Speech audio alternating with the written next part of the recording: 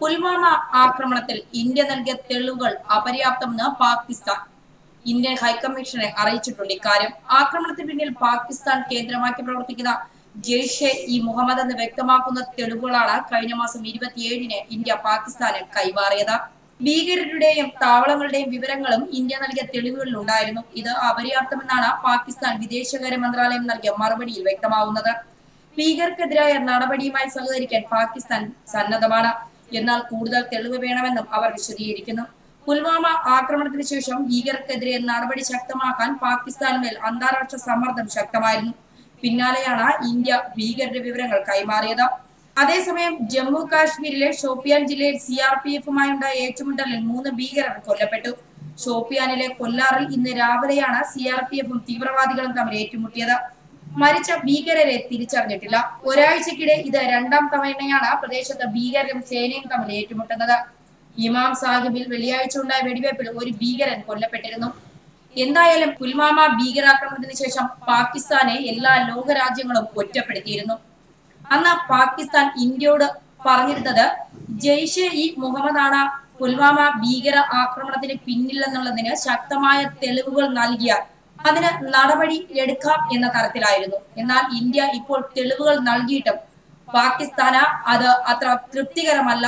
വ്യക്തമായ തെളിവുകളല്ല ഇന്ത്യ നൽകിയത് എന്ന തരത്തിൽ, അതുകൊണ്ട് തന്നെ അത് തള്ളിക്കളയുകയാണ് എന്ന തരത്തിലുള്ള വാർത്തകളാണ് ഇപ്പോൾ വരുന്നത്. പാകിസ്ഥാനെ സാമ്പത്തികപരമായും സൗഹൃദപരമായും പുൽവാമ ഭീകരാക്രമണത്തിന് ശേഷം എല്ലാ രാജ്യങ്ങളും ഒറ്റപ്പെടുത്തിയിരുന്നു. ജെയ്ഷെ മുഹമ്മദിന്റെ തലവനായ മസൂദ് അസറിനെ ആഗോള ഭീകരനായി പ്രഖ്യാപിക്കണമെന്ന ഇന്ത്യയുടെ ആവശ്യത്തോടെ എല്ലാ രാജ്യങ്ങളും ഒന്നിച്ചു നിന്നിരുന്നു. പ്രമേയം പാസാക്കുകയും ചെയ്തിരുന്നു. എന്നാൽ ആ പ്രമേയത്തിൽ ചൈന ഒപ്പിട്ടില്ല എന്ന ഒറ്റ കാരണം കൊണ്ടാണ് മസൂദ് അസറിനെ ആഗോള ഭീകരനായി പ്രഖ്യാപിക്കാൻ കഴിയാത്തത്. എപ്പോഴും ചൈന ഇന്ത്യയുടെ ഭീകരവാദങ്ങൾക്ക് പിന്തുണ നൽകുന്ന രാജ്യമാണ്. US, ബ്രിട്ടൻ, റഷ്യ ഉൾപ്പെടെയുള്ള രാജ്യങ്ങൾ, ഇസ്ലാമിക രാജ്യങ്ങൾ പോലും ഇന്ത്യക്കൊപ്പം നിന്ന് പാകിസ്ഥാന്റെ ഭീകരാക്രമണത്തിനെതിരെ വാദിച്ചപ്പോഴും ചൈന പാകിസ്ഥാന് പിന്തുണയുമായി രംഗത്തെത്തിയിരുന്നു. എന്തായാലും പുൽവാമ ഭീകരാക്രമണത്തിൽ ഇന്ത്യ തിരിച്ചടിയാണ് പാകിസ്ഥാന് നൽകിയത്. അതിന്റെ തെളിവുകൾ പുറത്തു വന്നതിനെ സംബന്ധിച്ച് ഏറെ വിവാദങ്ങളും ഒക്കെ ഉണ്ടായിരുന്നു.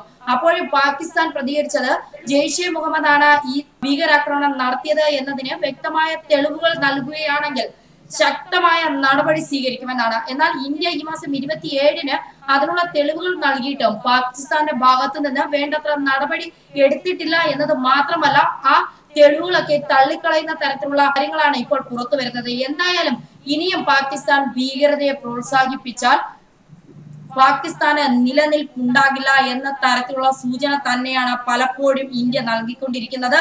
ഇന്ത്യക്കൊപ്പം എല്ലാ ലോക രാഷ്ട്രങ്ങളും ഒപ്പം നിൽക്കുന്നു എന്നുള്ള വാർത്തകൾ തന്നെയാണ് പുറത്തു വരുന്നത്. മസൂദ് അസറിനെ ആഗോള ഭീകരനായി പ്രഖ്യാപിക്കുന്ന പ്രമേയം ഇന്ന് അമേരിക്ക വീണ്ടും നൽകിയിട്ടുണ്ട്. അതിൽ ചൈന പിന്താങ്ങുമോ ഇല്ലയോ എന്നുള്ളതാണ്. കാരണം ചർച്ചകളെല്ലാം സംസാരിച്ച് പരിഹരിക്കപ്പെടാം. പാകിസ്ഥാനെതിരെയുള്ള ഭീകരവാദത്തിനെ സംബന്ധിച്ചുള്ള ചർച്ചകൾ എല്ലാം പരിഹരിക്കപ്പെടാം, ചർച്ചകൾ നടത്താം എന്നൊക്കെയുള്ള കാര്യങ്ങൾ ചൈനയുടെ പ്രതിനിധി കഴിഞ്ഞ ദിവസങ്ങളിൽ വ്യക്തമാക്കിയിരുന്നു. അതിന്റെയൊക്കെ ഒരു സാധ്യത മുൻനിർത്തി ആവണം ഇപ്പോൾ അമേരിക്ക വീണ്ടും ആ പ്രമേയം മുന്നോട്ട് കൊണ്ടുവന്നത്. അപ്പോൾ അതൊക്കെ കണക്കിലെടുക്കുമ്പോൾ ഇന്ത്യ നൽകിയ ഈ തെളിവുകൾ ഇപ്പോൾ പാകിസ്ഥാൻ തള്ളിയിരിക്കുകയാണ്. ഇനി എന്താകും ഇന്ത്യ പാകിസ്ഥാന് വച്ചിരിക്കുന്ന മറുപടി എന്നുള്ളതാണ് ലോകരാജ്യങ്ങളെല്ലാം നോക്കിക്കാണുന്നത്. ന്യൂസ് ഡെസ്ക് മലയാളി വാർത്ത.